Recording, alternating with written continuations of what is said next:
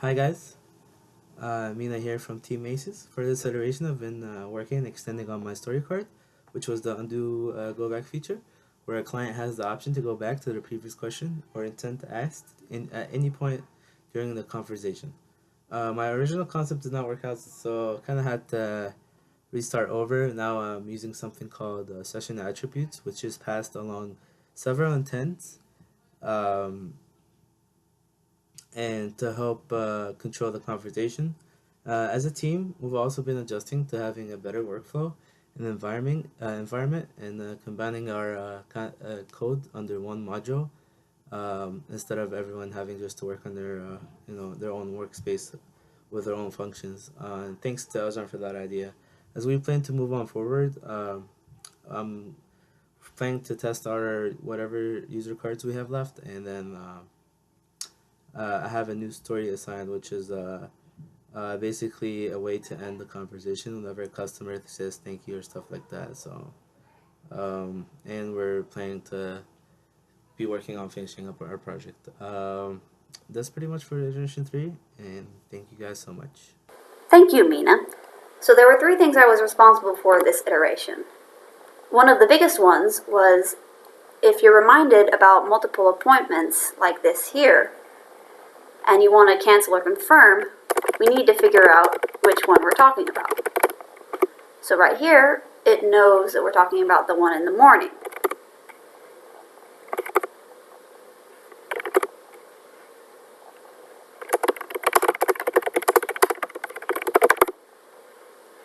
And here, it needs us to figure it out.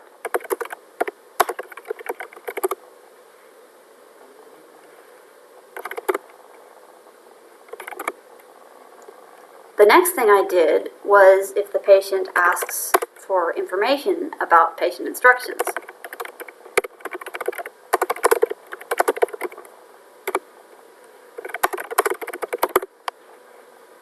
Right, that's what it was.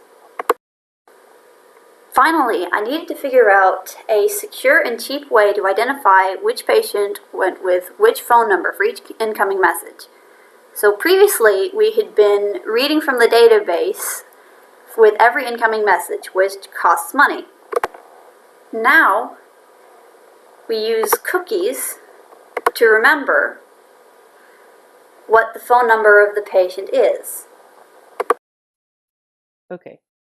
Hi, my name is Colton Anderson, and for iteration 3, I worked on card number 77, which is integrating intelligent error handling into our bot. Basically, for Amazon Lex to send a message, it has to receive a very specifically formatted response, which you can see here. And when there's an error or an exception which don't meet the response format, Lex will not return anything. So my job was to catch these exceptions and format them so that we can see something went wrong. I did this by building off of what Eljon is doing with the central access point to our code. I catch the exceptions, and I forward them to another function to send an error response. I also added a check so that if an error occurs in the final product, the patient would simply see something went wrong. If it's the development build, it'll return an error message as well as the stack trace. Hi everyone, this is Eljon. For this iteration report, I was able to integrate my reminder purpose of bot into its proper intent, so it's able to inform the user what it is and if it's and what it's doing. So let's see, who's this? Blah blah. And let's see. Yeah, I've also had it so that when the user is in the process of confirming an appointment. So let's try to do that.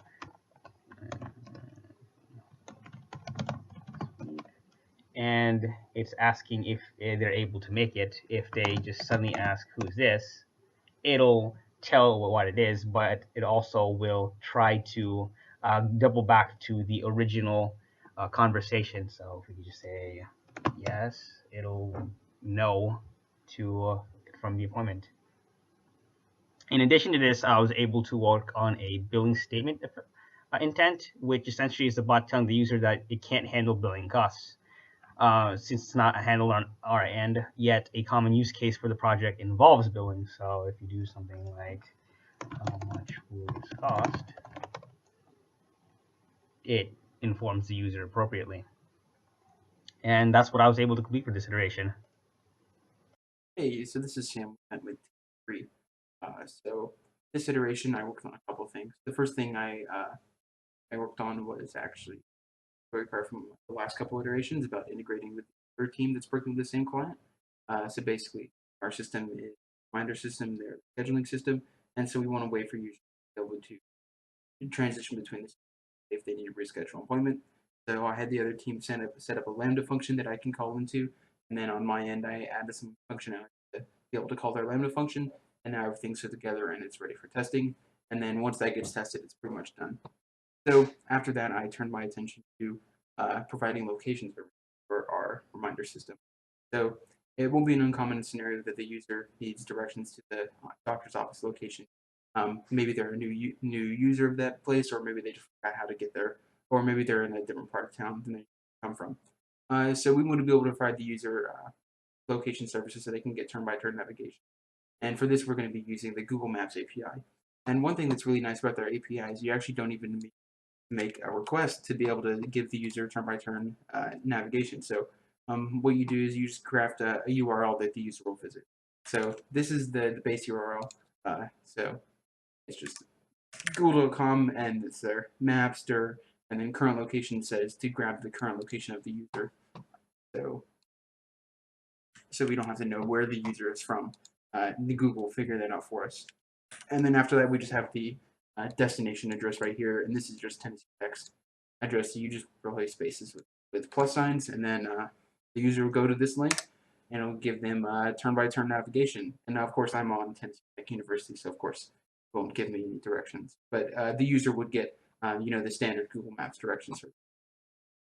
And another thing that might be nice is if the user got a picture of the location as well, so they know actually what the location looks like when they get there. And Google also has a nice way to do that. And again, we just craft a URL. So this is the URL we have. It's maps.googleapps.com, and then we maps appy street view. And then again, we're going to paste in the location. And then we're also going to tell the size of the image that we want. And what's really nice about this is that we didn't have to make any request to Google to generate this URL. And this URL is the URL to the image that we want to send the user. So we can just send this to the user, and the user will go there. And when they do it, yeah, that's for location. Okay. And then we get a nice picture of the destination. And so this is a really nice way for us to tell the user how to get there and what it's going to look like when they get there. And so yeah, that's pretty much what I worked on this iteration.